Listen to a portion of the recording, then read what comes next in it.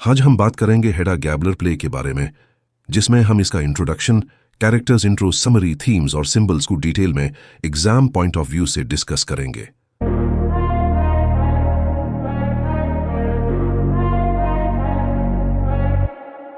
सबसे पहले हम इसके ऑथर की ब्रीफ बायोग्राफी देख लेते हैं। ये ऐसे ड्रामा निगार हैं जिसने ड्रामे की दुनिया को हमेशा के लिए बदल कर रख दिया। इनका नाम है हेनरिक इब्सन। ये वही राइटर हैं जिन्होंने हेडा गैबलर जैसा शाहकार ड्रामा लिखा। तो चलो पहले इब्सन की जिंदगी का एक जायजा लेते हैं। हेनरिक इब्सन एक बहुत अमीर और इज्जत वाले खानदान में पैदा हुए। इनके वालिद का नाम क्नूड था, जो एक मर्चेंट थे। शुरुआत में तो उनका कारोबार बहुत चला, लेकिन जब हेनरिक सिर्फ 7 साल के थे तब उनके वालिद को बड़ा फिनेंशियल नुकसान हुआ। इसके बाद क्नूड की जिंदगी बिल्कुल बदल गई। वह बहुत ड्रिंक करने लगे, स्ट्रिक्ट हो गए और अपना सारा गुस्सा अपने बच्चों और बीवी पर निकालने लगे। लेकिन इनकी बीवी मरिचिन अल्टनबुर्ग इस पूरी मुश्किल घड़ी में बहुत प्यार करने वाली और कुर्बानी देने वाली खातून रहें। बाद में इब्सन ने अपने बहुत से किरदार इसी माँ और बाप से इंस्पायर होकर लिखे थे। 15 साल की उम्र में जब इनके वालिद बैंकरप्ट हो गए तो हेनरिक को पढ़ाई छोड़नी पड़ी। वह ग्रिमस्टाड नामी शहर में एक फार्मेसी में अप्रेंटिस यानी शागिर्द बनकर काम करने लगे और साथ साथ ड्रामे भी लिखने लगे। उनका ख्वाब था कि वह यूनिवर्सिटी जाकर पढ़ें, इसलिए वह क्रिस्टियनिया चले गए, जिसे आज हम ओस्लो कहते हैं। लेकिन अफसोस कि वह एंट्रेंस एग्जाम पास न कर सके। लेकिन अच्छा हुआ, क्योंकि इब्सन ने खुद को यह समझा लिया कि यूनिवर्सिटी की डिग्री उन्हें अजीम प्लेवराइट बनाने में कोई मदद नहीं देगी। चुनांची उन्होंने पूरी तवज्जो सिर्फ और सिर्फ अपने फन पर देनी शुरू कर दी। लेकिन शुरू में उन्हें बहुत नाकामी का सामना करना पड़ा। वह और उनकी बीवी सुजाना थोरेसन बहुत गुर्बत की जिंदगी गुजार रहे थे। इब्सन बेर्गन शहर में डेट नॉर्स के थिएटर में डायरेक्टर और प्रोड्यूसर थे और उसी की थोड़ी सी तनख्वाह पर गुजारा था। जब यह सिलसिला काफी अरसा चलता रहा तो इब्सन नॉर्वे की जिंदगी से उकता गए।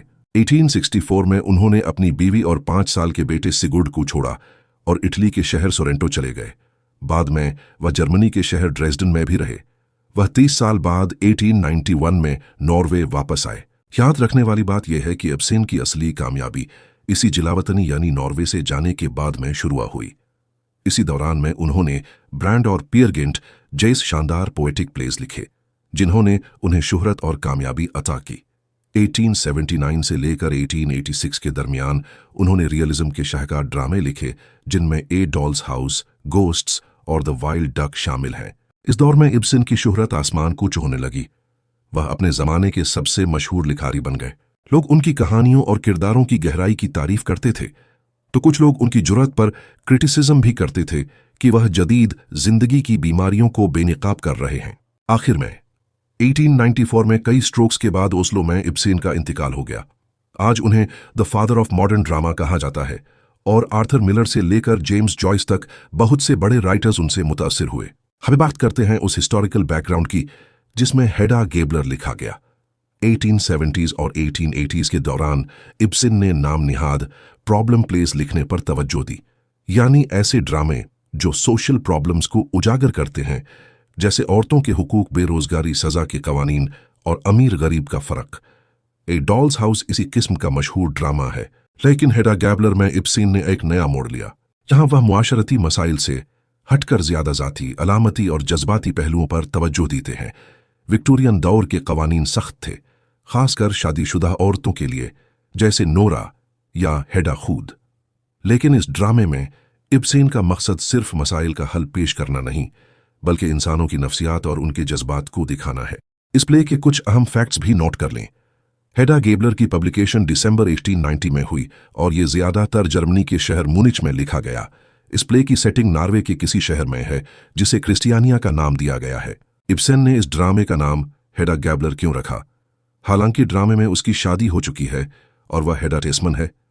इब्सन खुद कहते हैं कि हेडा एक पर्सनालिटी के तौर पर अपने बाप की बेटी है, अपने शौहर की बीवी नहीं। वह अपने बाप की तरह अमीर और जंगी मिजाज रखती है, जबकि टेस्मन बिल्कुल उलट है। और हेडा नाम का मतलब है स्ट्राइफ यानी झगड़ा या कशमकश है। एक और दिलचस्प बात यह कि इब्सन और ऑगस्ट स्ट्रिनबर्ग, जो उस वक्त के बड़े ड्रामा निगार थे, के दरमियान काफी राइवलरी थी। स्ट्रिनबर्ग ने खुद माना कि इलियट लोवबॉर्ग का किरदार उसी पर बना है और हेडा उसे खुदकुशी पर उकसाती है। स्ट्रिनबर्ग ने मजाक में कहा कि बूढ़ा इब्सन मुझे रिवॉल्वर थमा रहा है। आखिर में इब्सेन के फन की कुछ खास बातें समझ लें। वह खुद को एक फोटोग्राफर की तरह समझते थे जो मुआशरे को जैसे का तैसा दिखाता है।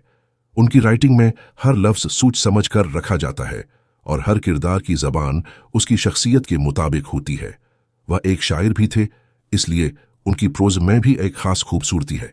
इब्सन का मानना था कि इंडिविजुअल सबसे अहम है और मुआशरे की कदर उस बात से होनी चाहिए कि वह इंडिविजुअल को अपनी ज़ात को खुलकर जीने में कितनी मदद देता है।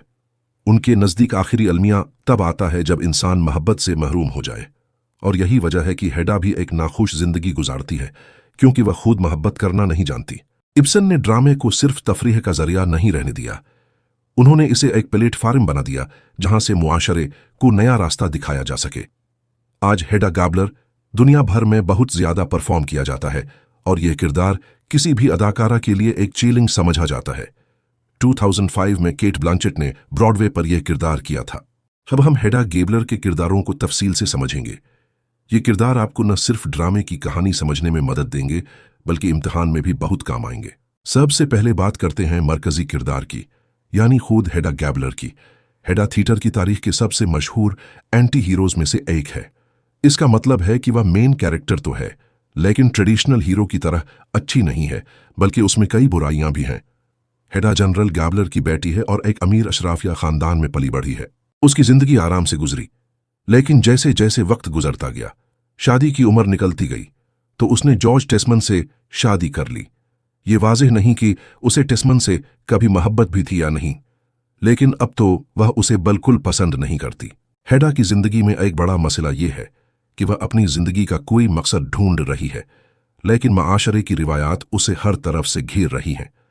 माशरा कहता है कि उसे किससे शादी करनी चाहिए, कि उसे मां बनना चाहिए और कि उसे घर बैठकर एक अच्छी बीवी का किरदार अदा करना चाहिए, लेकिन हेडा ये सब कबूल करने को तैयार नहीं।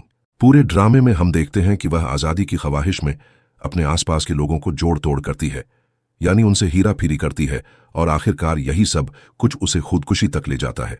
अब बात करते हैं हेडा के शौहर जॉर्ज टेस्मन की। टेस्मन एक स्कॉलर टाइप आदमी है जो रिसर्च में लगा रहता है।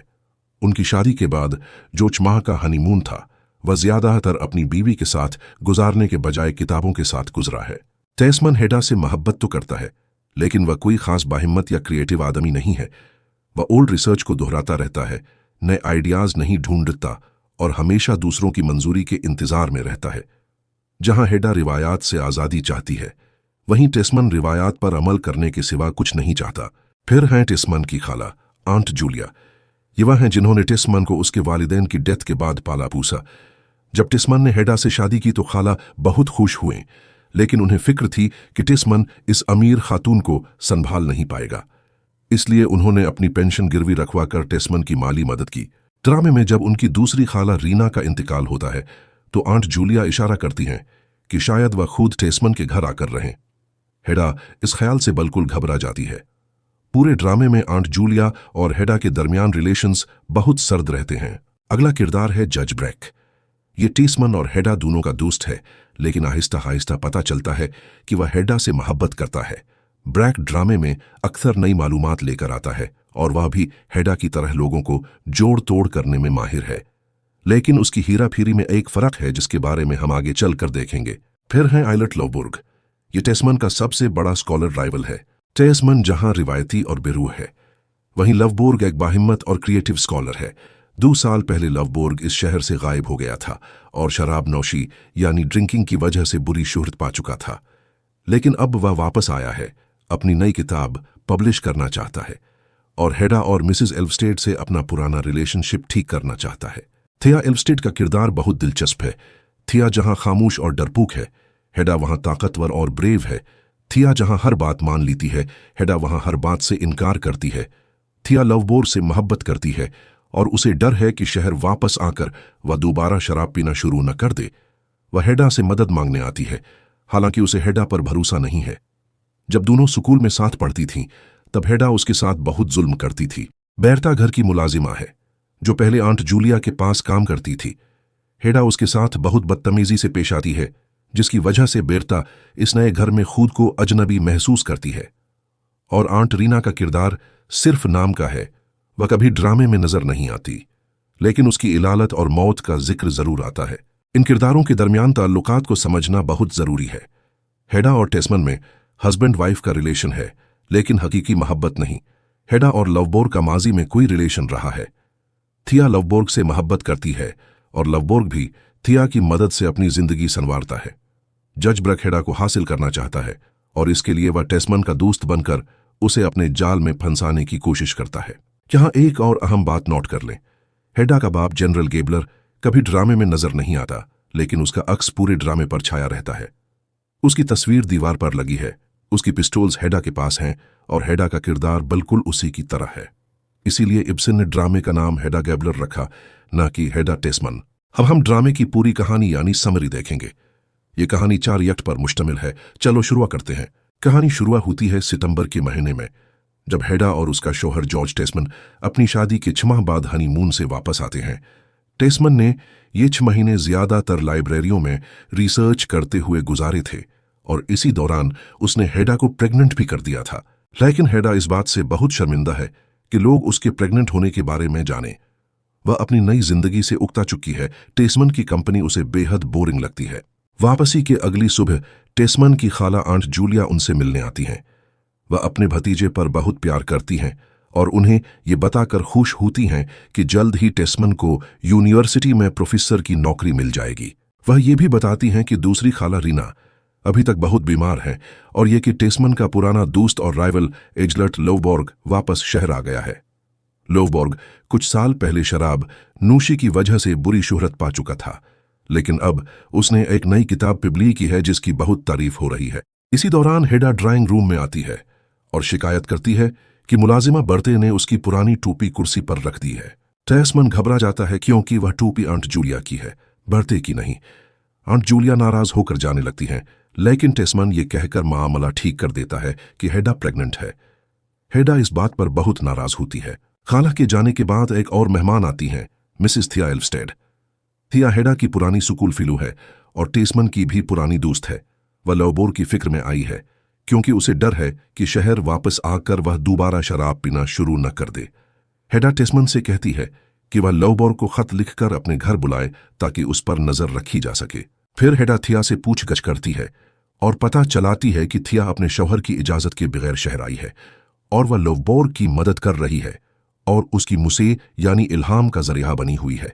म्यूजे कहते हैं एक ऐसा पर्सन या पर्सनैलिटी जो किसी राइटर को लिखने के लिए इंस्पायर करती है। फिर आता है जज ब्रैक, जिसने टेस्मन की माली यानी पैसे के मामलात में मदद की है। ब्रैक टेस्मन को याद दिलाता है कि आज रात उसने उसकी बैचलर पार्टी में जाना है। ब्रैक एक बुरी खबर भी देता है कि प्रोफेसर की नौकरी के लिए सिर्फ टेस्मन ही नहीं बल्कि लोवबोर्ग भी मुकाबिला कर रहा है। टेस्मन परेशान हो जाता है क्योंकि उसकी माली हालत पहले ही खराब है। ब्रैक के जाने के बाद टेस्मन हेडा से कहता है कि पैसे बचाने के लिए उसे अपनी सोशल लाइफ कम करनी होगी। हेडा पुरस्कार अंदाज में कहती है कि उसके पास वक्त गुजारने के लिए कम अज कम एक चीज तो है और वह है अपने बाप की पिस्टोल्स। उसी दिन बाद में जब टेस्मन अपनी खाला के घर गया हुआ है, जज ब्रैक दोबारा आता है। हेडा ने मजाक में उस पर पिस्टोल तान ली जो ब्रैक को चौंका देती है। फिर दोनों बैठकर बातें करते हैं और हेडा ब्रैक को टोपी वाले इंसिडेंट की हकीकत बताती है कि वह जानती थी कि वह टोपी खाला जूलिया की है। वह ब्रैक से अपनी शादीशुदा जिंदगी की यकसानियत की शिकायत करती है। ब्रैक इशारा करता है कि वह महज दोस्त से बढ़कर कुछ बनना चाहता है, लेकिन हेडा कहती है कि वह कभी शादी के बाहर ताल्लुक नहीं रखेगी।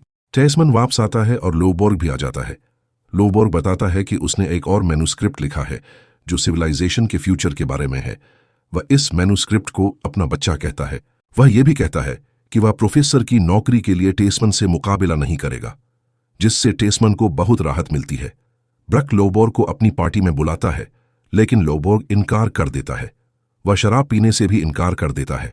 जब टेस्मन और ब्रैक अंदर वाले कमरे में शराब पी रहे हैं, लोवबोर्ग और हेडा ड्राइंग रूम में बैठे हैं और फोटो एल्बम देखने का बहाना कर रहे हैं। असल में वह सरगोशियों में माजी की बातें कर रहे हैं।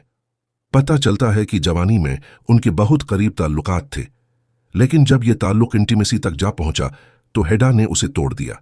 हेडा ने उस वक्त लोवबोर्ग को गोली मार देने की धमकी दी थी, लेकिन ऐसा नहीं किया। लोवबोर्ग हेडा पर इल्जाम लगाता है कि वह डरपोक है और स्कैंडल से डरती है। हेडा उसकी बात मान लेती है। थिया आती है और तीनों बैठ जाते हैं। लोवबॉर्ग थिया की खूबसूरती और हिम्मत की तारीफ करता है, जिससे हेडा को जलन होती है। हेडा लोवबॉर्ग को शराब पीने पर उकसाती है, ये कहकर कि अगर वह नहीं पिएगा तो दूसरे लोग उसे कमतर समझेंगे। लोवबॉर्ग मान जाता है और शराब पीना शुरू कर देता है। फिर हेडा थिया वाला राज खोल देती है कि थिया उसके बारे में परेशान थी। ये सुनकर लोवबॉर्ग को बहुत दुख होता है और वह ज्यादा शराब पीने लगता है। जब टेस्मन और ब्रैक पार्टी के लिए जाने लगते हैं तो लोवबॉर्ग भी उनके साथ जाने का ऐलान कर देता है। थिया सारी रात टेस्मन के घर जागती रहती है, जबकि हेडा आराम से सोती है। 10 बजे तक कोई नहीं आता। आखिर टेस्मन वापस आता है और बताता है कि लोवबॉर्ग नशे में बदस्तूर यानी स्टिल हो गया, और जब उसे घर छोड़ा जा रहा था तो उसने अपना कीमती मैन्युस्क्रिप्ट खो दिया। टेस्मन को वह मैन्युस्क्रिप्ट गटर में मिला था। वह कहता है कि वह फौरन वापस कर देगा, लेकिन इतने में खबर आती है कि खाला रीना मर रही है। टेस्मन चला जाता है और मैन्युस्क्रिप्ट हेडा के पास छोड़ जाता है। टेस्मन के जाते ही जज ब्रैक आता है। वह बताता है कि पार्टी के बाद लोवबॉर्ग एक कोठे पर गया। वहां उसने चोरी का इल्जाम लगाया, पुलिस वाले को मारा और थाने में जाकर दोबारा बदनाम हो गया है। ब्रैक मशूरा देता है कि अब से लोवबॉर्ग के लिए दरवाजे बंद कर देने चाहिए। थोड़ी देर बाद लोवबॉर्ग खुद आता है। थिया भी बाहर आती है। लोवबॉर्ग झूठ बोलता है कि उसने खुद मैन्युस्क्रिप्ट फाड़कर समुद्र में फेंक दिया। थिया रोती हुई कहती है कि ये उसे ऐसा लगा जैसे लोवबॉर्ग ने किसी बच्चे को कत्ल कर दिया हो। वह चली जाती है। तन्हाई में लोवबॉर्ग हेडा को सच बताता है कि उसने मैन्युस्क्रिप्ट खो दिया। वो खुदकुशी का इरादा जाहिर करता है। हेडा उसे रोकने की बजाय कहती है कि वो खूबसूरती से मरे। वो उसे अपने बाप की पस्तूल देकर भेज देती है। लोवबॉर्ग के जाते ही हेडा मैन्युस्क्रिप्ट निकालकर चूल्हे में जला देती है। शाम को खाला जूलिया आती है और खाला रीना की मौत की खबर देती है। टेस्मन सैड है। जब खाला जूलिया जाती है तो हेडा टेस्मन को बताती है कि उसने मैन्युस्क्रिप्ट जला दिया। वह कहती है कि उसने ये टेस्मन की मोहब्बत में किया ताकि कोई उससे आगे न निकल सके। थिया आती है और बताती है कि लोवबॉर्ग को कुछ हादसा हो गया है। ब्रैक आता है और वेरीफाई करता है कि लोवबॉर्ग ने सीने में गोली मारकर खुदकुशी कर ली। हेडा इस काम को खूबसूरत करार देती है, लेकिन थिया कहती है कि उसके पास वो नोट्स हैं जिनसे मैन्युस्क्रिप्ट दोबारा लिखा जा सकता है। टेस्मन और थिया मिलकर यह काम करने का फैसला करते हैं। ब्रैक हेडा को अलग ले जाकर बताता है कि लोवबॉर्ग की मौत खुदकुशी नहीं थी, बल्कि वो कोठे पर पेट में गोली लगने से मरा और वो पस्तूल हेडा की थी। ब्रैक कहता है कि वो इस राज को छुपा सकता है, लेकिन इसके लिए हेडा को उसकी मर्जी मानना होगी। हेडा समझ जाती है कि वो अब ब्रैक के कब्जे में है। वो अंदर वाले कमरे में जाती है, पियानो बजाती है और फिर अपने बाकी पस्तूल से अपने सिर में टेम्पल वाली जगह में गोली मार लेती है। सब घबरा जाते हैं और ब्रैक कहता है, people don't do such things, यानी लोग ऐसे काम नहीं करते। ये है पूरी कहानी। अब हम ड्रामे के मौजूआत यानी थीम्स को समझेंगे। ये वह बातें हैं जो इम्तिहान में बहुत काम आती हैं और ड्रामे को गहराई से समझने में मदद देती हैं। चलो शुरू करते हैं। पहला अहम थीम है पावर और इन्फ्लुएंस, यानी ताकत और असर व रसूख। हेडा गेबलर के हर किरदार में ताकत हासिल करने की ख्वाहिश है। जैसा कि एक क्रिटिक ने कहा है कि ये ड्रामा इस बात की दास्तान है कि किस तरह मुख्तलिफ लोग अपने आप पर, दूसरों पर और अपनी दुनिया पर कंट्रोल हासिल करने की कोशिश करते हैं। टेस्मन चाहता है कि वह मिडीवल डोमेस्टिक क्राफ्ट्स के बारे में सबसे ज्यादा जाने, ताकि उसे प्रोफेसर की नौकरी मिल जाए और माशरे में इज्जत मिले। जज ब्रैक हेडा पर कंट्रोल हासिल करना चाहता है ताकि वह उस तक रसाई हासिल कर सके। हेडा खुद ये बर्दाश्त नहीं कर सकती कि कोई उस पर हुक्म चलाए। लोवबॉर्ग दुनिया पर इंटेलेक्चुअल कंट्रोल हासिल करना चाहता है। वह फ्यूचर देखना चाहता है, लेकिन अलमिया ये है कि वह खुद पर कंट्रोल नहीं रख सकता जब शराब उस पर असर करती है। थिया एल्वस्टेड इस खौफनाक शहर में आई है ताकि वह लोवबॉर्ग पर असर डाले और उसे खुद तबाही से बचा सके। लेकिन हेडा का मामला मुख्तलिफ है। बाकी लोग इंटेलेक्चुअल रीजंस की वजह से ताकत चाहते हैं, जबकि हेडा महज अपनी बोरियत दूर करने के लिए दूसरों पर कंट्रोल हासिल करती है। वह दूसरों को तकलीफ देती है सिर्फ इसलिए कि वह यह कर सकती है। आइबसेन ने खुद लिखा कि हेडा की शैतानी बात यह है कि वह दूसरे इंसान पर असर अंदाज होना चाहती है। उसकी ख्वाहिश कभी खत्म नहीं होती, लेकिन जो कुछ उसके पास है उसमें उसे कोई सेटिस्फैक्शन नहीं मिलती। वह दूसरों को तकलीफ देकर अपनी ख्वाहिश को पूरा करती है और यही उसकी ताकत का इजहार है। हेडा के लिए ताकत को शो करना खुद एक मकसद बन जाता है। वह अपनी मुलाजिमा बैरते से कहती है कि टेस्मन को सिर्फ डॉक्टर कहकर बुलाए, मिस्टर नहीं, और फिर वह लोवबॉर्ग को खुदकुशी पर उकसाती है। इस लिहाज से हेडा अपने माशरे की ताकत की भूख की इंतहाई मिसाल है। जहां उसका बाप जनरल गेबलर मैदानी जंग में फौजियों को मौत के घाट उतारता था, वहीं हेडा अपने ड्राइंग रूम में बैठकर लोगों को मौत की तरफ ले जाती है। दूसरा अहम थीम है प्रोविंशियलिज्म और पेट्रियार्की, यानी इलाकाई तंग नजरी और मर्दों का गलबा। हेडा बहुत पढ़ी लिखी है और दुनिया देखी है, लेकिन वह एक बहुत छोटी और तंग नजर दुनिया में रहती है। जवानी में जिन गलियों से वह गुजरती थी, अब भी वही गलियां हैं। उसका शौहर टेस्मन हनीमून पर इटली की कल्चर को नजरअंदाज करके लाइब्रेरियों में वक्त गुजारता है। पैसों की तंगी की वजह से हेडा की सोशल लाइफ खत्म हो जाती है और उसके दिन एक जैसे और बोर कर देने वाले हो जाते हैं। वह खुद को कैदी महसूस करती है। इससे भी बढ़कर हेडा एक मर्दों के गलबे वाले माशरे में रहती है, जहां औरत होने की वजह से उसकी सलाहियतें लिमिटेड हैं। मर्द जंग, सियासत और शराब की महफिलों में अपनी एनर्जी निकाल सकते हैं। औरतें सिर्फ मर्दों की खिदमत करती हैं, जैसे खाला जूलिया टेस्मन की देखभाल करती हैं या थिया लवबोर्ग की मदद करती यूजफुल चीज समझता है। मर्द हेडा को क्या समझते हैं? टेस्मान उसे एक इनाम समझता है और अपने बच्चे की मां। लवबोर्ग उसे एक पुरस्कार पहेली समझता है। जज ब्रैक उसे एक खूबसूरत पालतू जानवर और खिलौना समझता है। कोई भी हेडा की हकीकी अजमत और तबाहकुन सलाहियतों को नहीं समझता। हेडा अपने औरत होने को कम करने की कोशिश करती है। वह अपनी प्रेगनेंसी को छुपाती है और मर्दों की दुनिया में हिस्सा लेना चाहती है। उसने जवानी में लवबोर्ग से दोस्ती की थी ताकि बाप की अथॉरिटी को चीलिंग कर सके और मर्दों की दुनिया को जान सके। जैसा कि हेडा कहती है, एक नौजवान लड़की का उस दुनिया के बारे में जानने की चाह रखना नेचुरल है जो उसके लिए प्रोहिबिटेड कर दिया गया है। इस मर्दाना दुनिया की अलामत है जनरल गेबलर की पिस्टोल्स, जो अथॉरिटी और पावर का सिंबल हैं और जिन्हें हेडा बड़े शौक से दिखाती है। यह कहना गलत होगा कि हेडा का जुल्म सिर्फ मर्दों के डोमिनेंट होने की वजह से है, लेकिन यह जरूर कहा जा सकता है कि यह माशरा ही वह मैदान है जिसके खिलाफ हेडा खामोश जंग लड़ रही है। तीसरा थीम है मॉडर्न सोसाइटी बेमुकाबिला इंडिविजुअल, यानी जदीद माशरा और फर्द। इब्सन के ड्रामों में इंडिविजुअल को माशरे पर तरजीह दी जाती है। आम लोग माद्दा परस्त यानी मटीरियलिस्ट होते हैं, सिर्फ अपनी जात के फायदे और सोशल ट्रेडिशंस को बरकरार रखने में लगे रहते हैं। टेस्मन भी ऐसा ही है। वह बुर्जुआ आराम और रिवायात में उलझा है और उसकी एक्सपर्टाइज हिस्ट्री और मिडीवल डोमेस्टिक क्राफ्ट्स में है। वह सिर्फ वही पढ़ता है जो दूसरों ने किया, खुद कुछ नया नहीं करता। ड्रामे के आखिर में वह लवबोर्ग के मैन्युस्क्रिप्ट को दोबारा लिखने का वादा करता है। इसके बरक्स इब्सन हमें लवबोर्ग और हेडा जैसे गैर मामूली लोग दिखाता है। लवबोर्ग ने एक आम किताब से शोहरत हासिल की, लेकिन उसने एक और मैन्युस्क्रिप्ट भी लिखा जिसमें उसने अपनी जान डाल दी।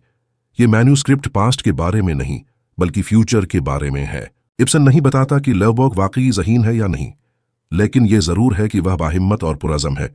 उसका शराब पर काबू ना रख पाना भी उसके जज्बे की अलामत है, और यह भी कि एक अनयूजुअल पर्सन जदीद माशरे में कैसे बेघर हो जाता है। लेकिन हेडा इस ड्रामे की सबसे अनयूजुअल पर्सनैलिटी है।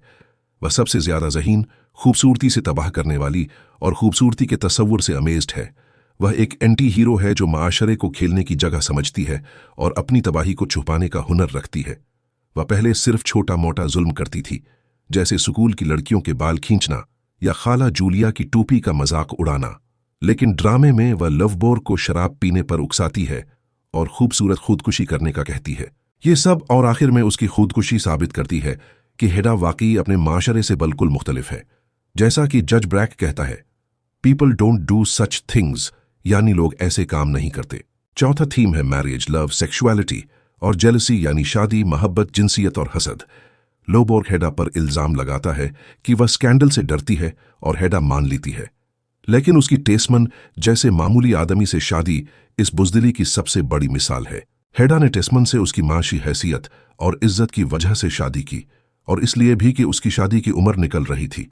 वह उससे मोहब्बत नहीं करती, उसे लव का लफ्ज ही बीजार कर देता है। हेडा दूसरे मर्दों से भी कोई ताल्लुक नहीं रखना चाहती। जज ब्रैक इशारा करता है कि वह महज दोस्त से बढ़कर कुछ बनना चाहता है, लेकिन हेडा इनकार कर देती है। वह कहती है, आई नेवर जंप आउट, यानी मैं कभी शादी के बाहर नहीं जाती। शायद ये स्कैंडल से डर है या शायद ये सेक्सुअल कोल्डनेस है। जैसे ही कोई रिलेशन सीरियस होने लगता है, हेडा पीछे हट जाती है। लेकिन हेडा को जेलसी बहुत आती है। उसकी दुनिया लव ट्रायंगल से भरी है। जज ब्रैक हेडा और टेस्मन के दरमियान घुसने की कोशिश करता है। लवबोर्ग, थिया और उसके शौहर के दरमियान आ जाता है। हेडा लवबोर्ग और थिया के दरमियान आने की कोशिश करती है, लेकिन हेडा की जलसी मोहब्बत की वजह से नहीं बल्कि ताकत की ख्वाहिश की वजह से है। वह लवबोर्ग के मैन्युस्क्रिप्ट को जलाते हुए कहती है, now I am burning your child थिया, यानी अब मैं तुम्हारे बच्चे को जला रही हूं। पांचवां थीम है ब्यूटी, ट्रेजेडी और फार्स यानी खूबसूरती, अलमिया और तमाशा। हेडा के नजदीक जदीद जिंदगी बदसूरती से भरी है। लोग छोटी चीजों पर जज्बाती हो जाते हैं, जैसे टेस्मन अपनी खाला की सिलाई की हुई चप्पल पर। हेडा इस खूबसूरती को नहीं मानती। वह चाहती है ट्रेजिक ब्यूटी यानी अलमिया खूबसूरती, जिसे वह कहती है an act of spontaneous courage, of unconditional beauty, यानी बेसाख्ता बहादुरी का काम, बगैर किसी शर्त की खूबसूरती। हेडा ये खूबसूरती खुद पैदा करना चाहती है। वह एक थिएटर डायरेक्टर की तरह लोवबॉर्ग को एक ट्रेजिक हीरो बनाकर पेश करती है। वह उसे शराब पिलाती है, उसका मैन्यूस्क्रिप्ट जलाती है और उसे पिस्तौल देकर खूबसूरत खुदकुशी करने को कहती है। वह चाहती है कि लोवबॉर्ग की मौत एक आर्ट पीस की तरह हो। लेकिन जब पता चलता है कि लोवबॉर्ग की मौत खुदकुशी नहीं थी, बल्कि कोठे पर पेट में गोली लगने से हुई, तो हेडा का खूबसूरत इल्यूजन टूट जाता है। ये ट्रेजेडी नहीं बल्कि फार्स यानी तमाशा बन जाता है, और यही डिसइल्यूजनमेंट हेडा को खुदकुशी पर मजबूर करती है। आखिरी थीम ही है एंटी ट्रेजेडी बेमुकाबिला ट्रेजेडी। हेडा गैबलर की साखत क्लासिकल ट्रेजेडी जैसी है, लेकिन कुछ क्रिटिक इसे एंटी ट्रेजेडी कहते हैं। हेडा अपनी खुदकुशी को खूबसूरत समझती है, लेकिन हम देखते हैं कि यह बेमकसद और छोटी सी है। उसकी मौत ने कुछ हासिल नहीं किया सिवाय एक सेल्फिश ऐलान के। और आखिर में है ओल्ड वुमन बेमुकाबिला न्यू वुमन। हेडा के जमाने में न्यू वुमन की टर्म आई थी, यानी वह औरतें जो माशरे की हुदूद को तोड़ना चाहती थीं। न्यू वुमन खुद मुख्तारी, आज़ादी, मर्दों के बराबर हुकूक और जिनसियत की सही समझ चाहती थी। ओल्ड वुमन कुर्बानी, शौहर की खिदमत और सिर्फ बच्चे पैदा करने के लिए जिनसी ताल्लुक मानती थी। हेडा एक न्यू वुमन की मिसाल है, लेकिन वह आज़ादी में भी तस्कीन नहीं पाती। इब्सन न्यू वुमन पर तनकीद नहीं कर रहा, बल्कि उस रेजिस्टेंस पर तनकीद कर रहा है जो इस आज़ादी की राह में रुकावट बनती है। अब हम ड्रामे की अलामतों यानी सिंबल्स के बारे में बात करेंगे। ये अलामतें ड्रामे को गहराई देती हैं और इम्तिहान में बहुत काम आती हैं। चलो शुरू करते हैं। पहली और बहुत अहम अलामत है अल्कोहल यानी शराब, और इससे जुड़ी हुई चीज वाइन लीव्स यानी अंगूर के पत्ते। हेडा गैबलर की दुनिया में शराब पीना सिर्फ मर्दों का प्रिविलेज है। ये उस समाजी आज़ादी की अलामत है जो मर्दों को तो हासिल है, लेकिन औरतों को नहीं। टेस्मन और जज ब्रैक कभी कभार मुआशरती रिवायात से बाहर निकल सकते हैं, जैसे बैचलर पार्टी में, लेकिन हेडा, थिया और दूसरी औरतों को हमेशा अपने बेहतरीन रवैये का मुजाहरा करना होता है, वरना स्कैंडल का खतरा होता है। आम मर्द शराब को समाजी रस्म की तौर पर पीते हैं ताकि बेबाक हो सकें, लेकिन लोवबॉर्ग का मामला मुख्तलिफ है। वह शराब पीता है ताकि अपनी जात को ब्रेक डाउन कर सके और क्रिएटिव इंस्पिरेशन हासिल कर सके। उसके लिए नशा तकरीबन एक मजहबी तजर्बा है जिसमें आज़ाद रूह और बहादुरी शामिल है। इसीलिए लोवबॉर्ग खतरनाक हद तक शराब पीता है। दिलचस्प बात यह है कि लोवबॉर्ग की जिंदगी में शराब और हेडा का एक जैसा मकाम है। दोनों उसे मुतासिर करते हैं, लेकिन क्रिएटिविटी की तरफ नहीं, तबाही की तरफ। जबकि थिया एल्वस्टेड उसे काम में मुतासिर करती है और शराब से बचने में मदद देती है। यहाँ एक अहम बात नोट कर लें। हेडा शुरुआत से लोवबॉर्ग को तबाह नहीं करना चाहती। पहले वह उसे vine leaves in his hair यानी बालों में अंगूर के पत्ते वाला तस्वुर देखती है। ये डियोनिसस की तरफ इशारा है, जो यूनानी देवता था शराब और ट्रेजिक इंसाइट का। हेडा चाहती है कि लोवबॉर्ग जज ब्रैक की पार्टी में जाए और साबित करे कि वह खुद पर मुकम्मल काबू रखता है। हेडा के तस्वुर में वाइन लीव्स इसी खुद पर काबू की अलामत है, लेकिन आखिर में लोवबॉर्ग साबित करता है कि वह डियोनिसस नहीं, सिर्फ एक शराबी है। इसलिए हेडा को अपना तस्वुर बदलना पड़ता है। अगर लोवबॉर्ग खूबसूरती से नहीं जी सकता, तो कम अज कम खूबसूरती से मर सकता है। दूसरी अहम अलामत है लोवबॉर्ग और थिया का मैन्युस्क्रिप्ट। जनरल गैबलर की पिस्टोल्स और शराब जहां माजी से आकर तबाही फैलाते हैं, वहीं ये मैन्युस्क्रिप्ट क्रिएशन की अलामत है, माजी की नजात की अलामत है और मुस्तकबल की उम्मीद की अलामत है। खुद मैन्युस्क्रिप्ट का टॉपिक भी मुस्तकबल है। थिया ने लोवबॉर्ग को यह मैन्युस्क्रिप्ट लिखने में मदद दी और ये ड्रामे का वाहिद क्रिएटिव रिलेशन है। ये मैन्युस्क्रिप्ट लोवबॉर्ग को उसके माजी की बदनामी से नजात दिलाने वाला था और उसे मुस्तकबल में शोहरत दिलाने वाला था। लोवबॉर्ग और थिया के लिए ये मैन्युस्क्रिप्ट उनके अपने बच्चे की तरह था। लेकिन लोवबॉर्ग की खुद पर काबू न रख पाने की कमजोरी और हेडा की तबाहकुन फितरत मिलकर इस बच्चे को जला देती हैं। यहां एक कंपैरिजन करें। हेडा खुद ड्रामे के शुरू से प्रेग्नेंट है, लेकिन वह मां बनने से घबराती है और उसे बोरिंग समझती है। आखिर में वह अपने बच्चे को भी अपने साथ मौत के घाट उतार देती है। ड्रामे के आखिर में एक उम्मीद की किरण नजर आती है। शायद थिया टेस्मन की मदद से इस मैन्युस्क्रिप्ट को दोबारा लिख सके। ये वाहिद तख्लीकी नजात है जो ड्रामा हमें देता है। तीसरी और बहुत मशहूर अलामत है जनरल गेबलर की पिस्टल्स। हेडा को ये पिस्टल्स अपने बाप से विरासत में मिली हैं। ये पिस्टल्स बताती हैं कि हेडा कितनी ज्यादा अपने बाप की बेटी है, अपने शौहर की बीवी नहीं। ये पिस्टल्स हेडा का उस शानदार माजी से आखिरी मादी ताल्लुक हैं। वह माजी जब वह अमीर थी और अब टेस्मन की माली हालत की वजह से वह जिंदगी मुमकिन नहीं। लेकिन पिस्टल्स का मतलब इससे भी ज्यादा है। ये जंग के हथियार हैं और मर्दाना दुनिया की अलामत हैं। वह दुनिया जहां हेडा जैसी औरतों की रसाई नहीं। जब हेडा ये पिस्टल्स उठाती है तो वह खुद को ताकतवर और आजाद महसूस करती है। जब वह जज ब्रैक पर पिस्टल तानती है तो यही ताकत का इजहार है। हेडा खुद भी एक भरी हुई पिस्टल की तरह है जो तबाही पहलाने के लिए बस मौके के इंतजार में है, लेकिन आखिर में ये पिस्टल्स उसे सिर्फ अपनी खुद तबाही में मदद देती हैं। इन अलामतों को जिहन में रखें। शराब मर्दाना आज़ादी की अलामत है, वाइन लीव्स खुद पर काबू की अलामत है, मैन्युस्क्रिप्ट क्रिएटिविटी और उम्मीद की अलामत है, और पिस्टल्स ताकत और माजी की अलामत है। ये अलामतें ड्रामे को समझने में बहुत मदद देती हैं। अगर अभी भी इस प्ले से रिलेटेड कोई सवाल है तो कमेंट सेक्शन में पूछ लें। बाकी मिलते हैं नेक्स्ट वीडियो में।